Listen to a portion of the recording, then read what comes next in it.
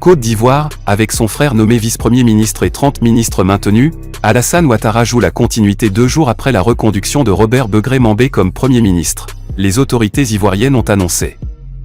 Vendredi 23 janvier, la formation d'un nouveau gouvernement placé sous le signe de la continuité. Un gouvernement de 35 ministres a été annoncé par la présidence de la Côte d'Ivoire dans un communiqué, vendredi 23 janvier, soit un de plus qu'avant. Été réélu pour un 4e mandat avec près de 90% des voix. Jeudi 22 janvier, il avait reconduit le Premier ministre sortant, Robert Begré-Mambé.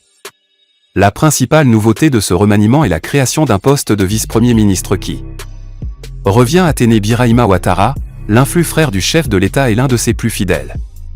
Certains observateurs estiment même qu'il pourrait devenir un possible successeur. Celui qui est nommé photocopie en Côte d'Ivoire conserve également. Le gouvernement reste largement inchangé dans ses ministères stratégiques. Les ministères de l'Intérieur, de la Justice ou encore des Finances restent aux mains des mêmes ministres. Concernant la représentation des femmes dans l'équipe ministérielle, elles ne sont toujours que 6 à occuper des fonctions. Anne Désiré Ouloto continue de diriger la fonction publique tandis que Kaba Nialé passe notamment de l'économie aux affaires étrangères, toutes deux en tant que ministre d'État. Départ.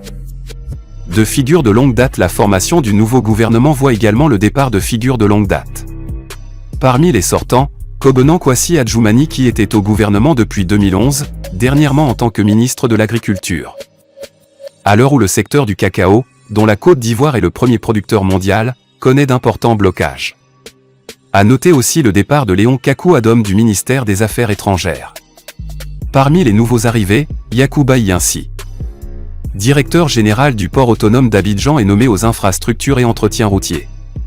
Le principal changement institutionnel post-législative aura été l'élection de Patrick Hachi, ancien Premier ministre, à la tête de l'Assemblée nationale. Le poste de vice-président, dauphin constitutionnel du chef de l'État, n'était pas concerné par ce remaniement. Il reste occupé par Simoko Mélié Koné. Alassane Ouattara démarre donc son 4e mandat dans la continuité du précédent, un statut quo qui devrait repousser de quelques années les débats sur la succession du chef de l'État. À 84 ans, ce quinquennat doit être son dernier, selon les termes de l'actuelle Constitution. Le nouveau gouvernement se réunira pour la première fois aujourd'hui samedi, lors du Conseil des ministres. Cette rencontre sera l'occasion de définir les priorités et les stratégies pour les mois à venir, dans un contexte économique et social exigeant. Côte d'Ivoire, Alassane Ouattara donne du crédit. À la continuité au sommet, le remaniement ministériel opéré ce 23 janvier 2026 sous la direction du Premier ministre Robert Begré-Mambé marque une étape stratégique dans la gouvernance de l'État. Ce cabinet, caractérisé par une continuité au sommet, maintient des piliers régaliens tout en affinant la hiérarchie exécutive. L'architecture globale s'appuie sur un vice-premier ministre. Téné Birahima Ouattara. Alassane Ouattara dévoile le nouveau gouvernement de Begré-Mambé. Le président Alassane Ouattara a signé, ce vendredi 23 janvier, le décret portant composition du nouveau gouvernement dirigé par le Premier ministre Robert Begré-Mambé.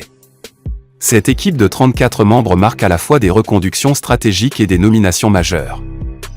La Côte d'Ivoire connaît désormais la composition de son nouveau gouvernement. Le décret présidentiel, signé ce vendredi 23 janvier par le chef de l'État, Alassane Ouattara, a été rendu public par la secrétaire générale de la présidence de la République.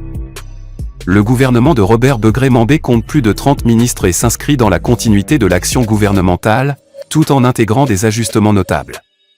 Parmi les nominations les plus remarquées figure celle de Birahima, mais dont 30 étaient déjà présents dans la précédente équipe.